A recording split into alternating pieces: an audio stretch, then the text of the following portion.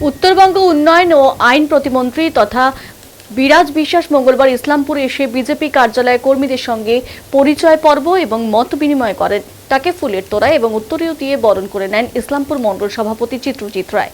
উপস্থিত ছিলেন বিজেপির উত্তর দিনাজপুর জেলা সহ সভাপতি সুরজিৎ সেন এবং শিউলি চক্রবর্তী, জেলা সহ সম্পাদক তাপস বিশ্বাস, ইসলামপুর টাউন মণ্ডলের সহ সভাপতি প্রকাশ পাল সহ অন্যান্য নেতৃত্ব।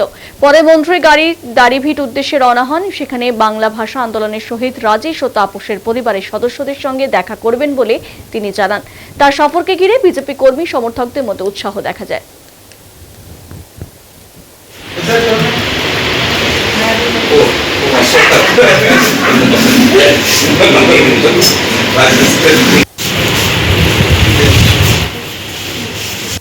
দাড়িভিটটা হচ্ছে আমাদের একটা ইমোশন, আর এই পরিবারটা কি আমাদের পরিবার বলতে গেলে। আমাদের সংগঠন ছাত্রদের বিদ্যার্থী পরিষদের কালেই আমি এখানে লড়াই করেছি, এখনও আমার পরিবারের কাছেই যাচ্ছি। আর যেটা আমরা প্রতিশ্রুতি দিয়েছিলাম, ইমিডিয়েটলি ফাইল মাননীয় মুখ্যমন্ত্রী অলরেডি ফাইলটা খুলে নিয়েছে, অন দ্য ওয়ে রয়েছে।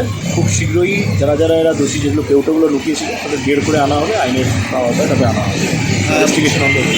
আরেকটা বিষয় ছিল যে এখানে আপনি বলেছিলেন যে বেশ কিছুদিন আগেই একটি ওখানে সমাধি, পাকাপোক্ত সমাধি কিংবা একটু স্মারক করবেন, সেরকম কি কোনো বিষয় আছে? সেটা এনডিডি আমার, বিশেষ করে আমার দপ্তর থেকে আমরা সেটাই একটা প্ল্যানিং রয়েছে। বিশেষ করে ভাষার শহীদ, পশ্চিমবাংলার একটা বড় দেবান্তিক উদাহরণ এখানে। তো এই একটা সমাধি আমরা বা একটা সুন্দর করে এখানে একটা আমরা ভাষার শহীদের একটা প্রকল্প আমরা নিচ্ছি।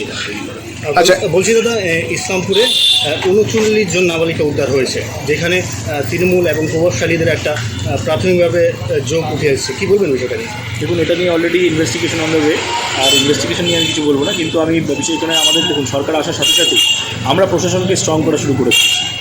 আর যারা যারা এইসব যে বিশেষ করে আমাদের যে ইসলামপুর এরিয়া, ইসলামপুর উত্তর দিনাজপুরে বিশেষ করে এইসব এরিয়াগুলোর মধ্যে যেভাবে করে মানে ইলিসিট ট্রাফিকিং শুরু করে দিয়েছিল, সেগুলোর নেক্সাসটাকে আমরা ইমিডিয়েটলি ভাবছি। বিভিন্ন এজেন্সিস কাজ করছে, আর তারা এবার উত্তর কাজে স্টার্ট করে। আর তৃণমূল তো শেষ বলতে গেলে, তৃণমূলের অস্তিত্ব নেই, প্রশ্নকে খুঁজে পাওয়া যাবে না। কিন্তু এখানকার নেতারা যারা যারা এইসব কাজে জড়িত রয়েছে, তারা একদম সোজা আইনের চোখে তাদের জেলে যেতে হবে। আচ্ছা, এই দেখা যাচ্ছে বিভিন্ন শহরাঞ্চলে এই ধরনের যৌনপল্লী, তো আপনাদের পক্ষ থেকে সেটা কি অন্যত্র সরানোর কোনো পদক্ষেপ হবে?